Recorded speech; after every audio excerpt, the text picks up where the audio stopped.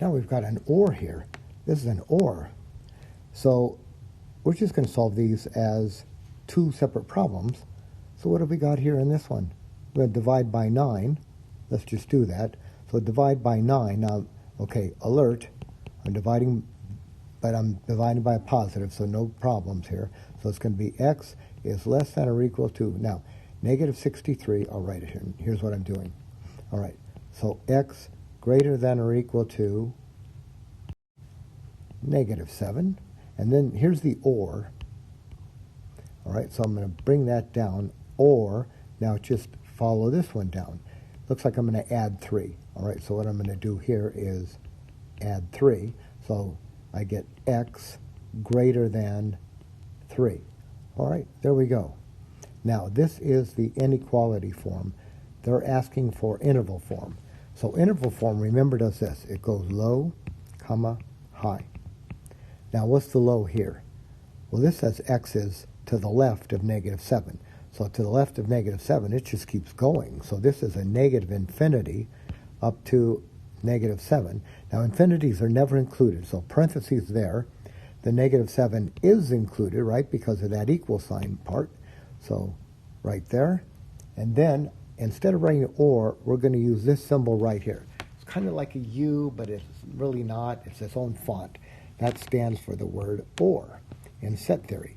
Now, this one goes from, all right, low to high. Well, the low is 3, right? X is greater than 3, and then it just keeps on going. So this is going to be 3 to infinity, and the 3 is not included, right? Strict inequality. So parentheses around the 3, parentheses around the infinity. There is our interval form, and we can graph this. Now, just put the graph right underneath what you just wrote. Bring everything down. So I'm going to bring down the negative 7. It's included. Right, so if I just kind of like think bringing it down, closed circle is included, and negative infinity. So it's everything down here. Okay, and it keeps on going. Then, just bring this one down. Bring the 3 down. Now, the 3 is not included, so open circle there. This is negative 7. Open circle at 3, and you're in this interval here, so it just keeps going. So it's everything out here. Let me see if I can get that. Everything out there, and those are the x's. Now, here's what we're told, that this equation right here, you know what, it's kind of small. I'm going to write it a little bit bigger. How about y equals 11.5x plus 8.5. And what that equation does, it estimates the amount of businesses, it estimates the amount that businesses will spend in billions of dollars on a certain business technology. All right, so this equation here estimates the amount of money that businesses will spend in billions of dollars on some technology. Now, what is x? X is the number of years after 2004. All right, so x is the number of years after 2004. And y, well, that's what y is. Y is the amount businesses will spend. All right, so what we want to know is this. For what years will the spending be more than $112 billion? So here's what we want. This equation right here, right? Well, this equation represents the amount to be spent. What I want is this. I want to know when y is going to be greater than, right? Spending more than 112. Okay, now here's y. Here's y right here.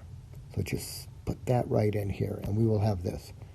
11.5x plus 8.5, I want that to be greater than 112. So two things to do. We have to eliminate the 8.5 and the 11.5. So let's eliminate this one first. So the plan is to subtract that 8.5. So I'll get 11.5x greater than, all right, 112 minus 8.5. So I get 11.5x is greater than 103.5 because I just did it on my calculator. And now let's divide by 11.5. But alert, we're dividing an inequality. but it's not a negative. I'm dividing by a positive, so no problems with this direction. So we are just going to get x is now greater than, all right, it's going to be 103.5 divided by 11.5. So x is greater than 9. All right, so here's what we have to interpret that. Right, this is not the answer. I mean, we solved this inequality.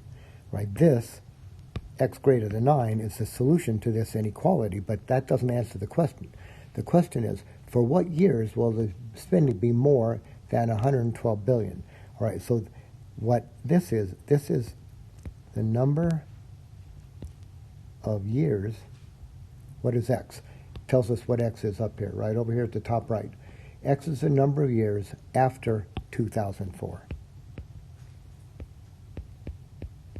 All right, so we've got 2004, but we're out 9 years, right? So this is going to be 2000, I don't know where I wrote a run, 2013. All right, so the question is, for what years will the spending be more than 112 billion? So this is going to be, I don't know how they want us to write this. It could be, say, after 9 years, or 9 years after 2004, or how about just from 2013, okay? I think that does it. I'm not quite sure how they want us to answer it. Maybe like, 9 years after 2004, that might work too.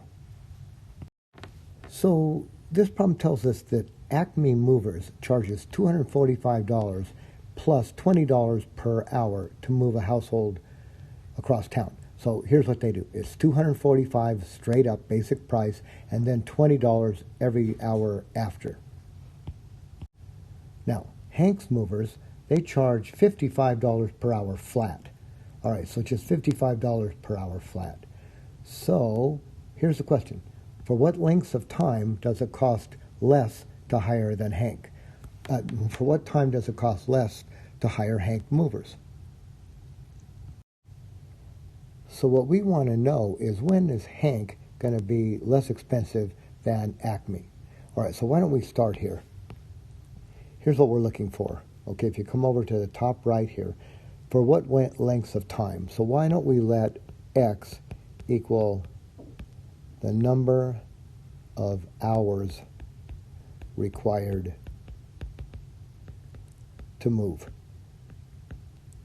All right, now here's what we want. So x is the number of hours to move. So this would be, Acme is going to be $245 plus 20 times every one of these, right? For 1 hour, it'd be 20 times 1. For 2 hours, it'd be 20 times 2. 3 hours, 20 times 3. For x hours, 20 times x. All right, so here's how much it costs to get Acme. 245